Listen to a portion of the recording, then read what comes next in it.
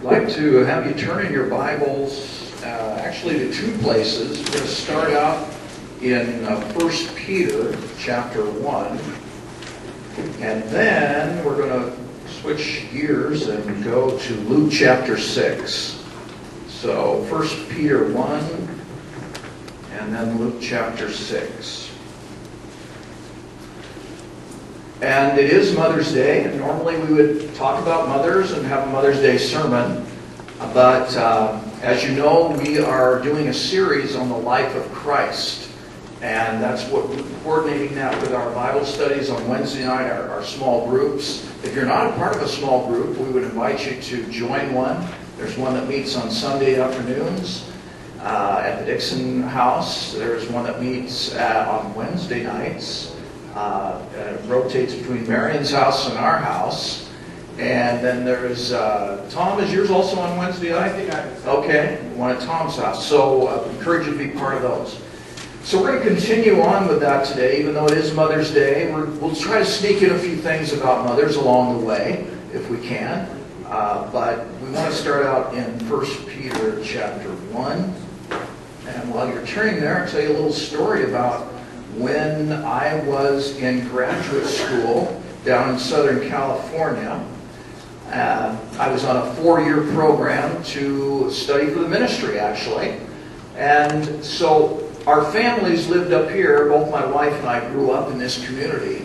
And so every Christmas time, actually 3 times a year, we would drive our Volkswagen car from Southern California all the way up to Oregon, 1,000-mile trip. And that was always interesting because we'd try to do it in 24 hours. We'd switch off driving and maybe rest along the way here and there. But we could usually make it in less than 24 hours. But Christmas time came, and the semester system was set up so that there was a 2-week break right in the middle of the semester. Then we'd come back after Christmas and New Year's, finish up the semester, and have our finals. And so I was always glad when that time of year came because it was a break from studying, it was a break from work. We'd take a little vacation, come back up here, and then go back and hit the studies, get back to the grind. And so this one particular year, it was actually early on in my 4-year studies down there, it was Christmas time, was break, so there was an Old Testament class, and it was taught by an old fella. His name was Dr. Feinberg. He was an old Jewish guy that was a converted Jew and Christian, and he taught the Old Testament. And he was very famous in his day. In fact, he was one of the scholars that was on the New American Standard Version of the Bible. And he was primarily the reason that I went to this school down at Biola, down in Southern California. And so I took his class on the Old Testament. And I was so excited about it. And we had this 2-week break at Christmas time. We came back for the first class. And as I walked into the room, I noticed that all of the people that were there already had blue books. A blue book means you're taking a test. But I didn't have my blue book because I didn't realize it was a test. And so I thought, oh man, I'm just going to have to wing it. I'll just wing it. I'll look at the questions. I'll just write something. And so I looked at the questions. Of course, I was coming off a 2-week break, hadn't opened a book for 2 weeks at least. And I looked at those questions, and I took one look at them, and I said, you know what? I couldn't even bluff my way through these. And they were all essay questions. So I just took my blue book, penned the test, put my name on it, handed it in with nothing.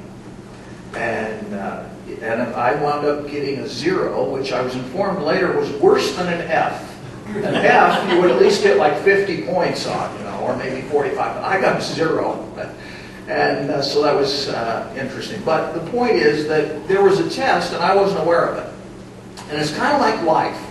We go through this life, and whether we realize it or not, this life is kind of like a test.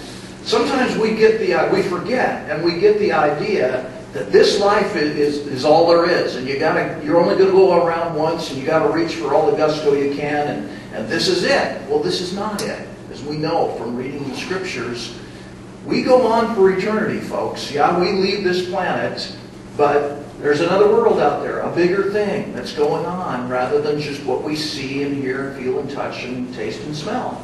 There's another world. And so this is a test, and that's what we're going to look at here in 1 Peter chapter 3. If you look at verses 6 and 7. And it's been talking about some other things, and it says, "In this you greatly rejoice, though now, for a little while, if need be, you have been grieved by various trials." And that word trials actually can be interpreted as tests. You may have been grieved by various tests that you're going through in this life.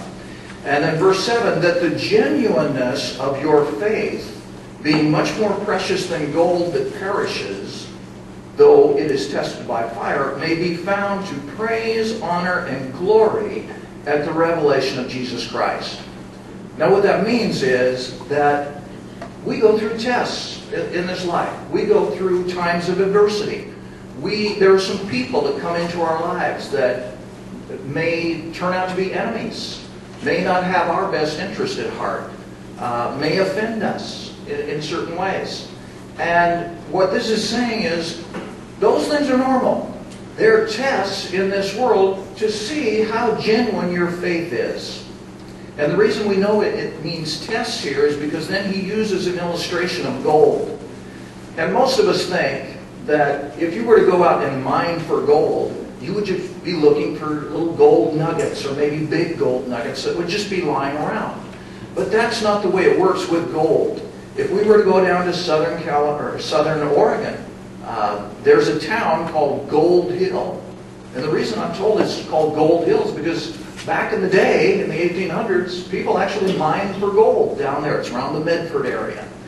And if we were to go down there, you could still go in the rivers and streams and take a pan and pan for gold. It's still there. It's not as much as it used to be, but there's still gold there. But the thing is, when you get gold, normally it's not just solid gold. There's also some other chemicals and there's other properties that are mixed in with the gold, maybe sand or rock. And you got to separate the real gold out of that. And one of the ways you can do that is by melting gold with fire. They test it with fire. And what happens in that test is that all the other properties are burned off, and what you're left with is solid gold.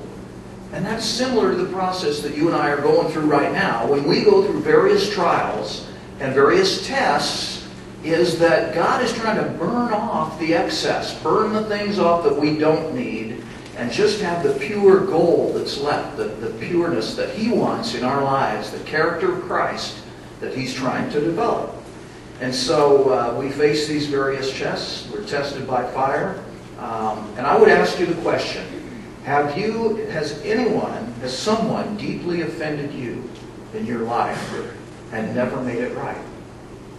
And I would venture to guess, we're not going to have you show hands, but my guess would be that if we went around this room, everyone could be able to answer, yes, someone offended me, and deeply, it hurt, and it's never been made right. It still kind of gnaws away at me, or maybe in a big way. In fact, my son Tim and I were just talking the other night, and he revealed to me that there was a point in our relationship where I had deeply offended him, and it's never been made right. And we stayed up till whenever it starts getting light out. I think it was like 5:30 in the morning. We were up that long, rehashing it, talking about this, and trying to work that out. And so all of us have these situations that we've gone through that they're tough. They hurt. They don't get resolved overnight sometimes. Sometimes they linger on. And that's what I want to talk to you about today.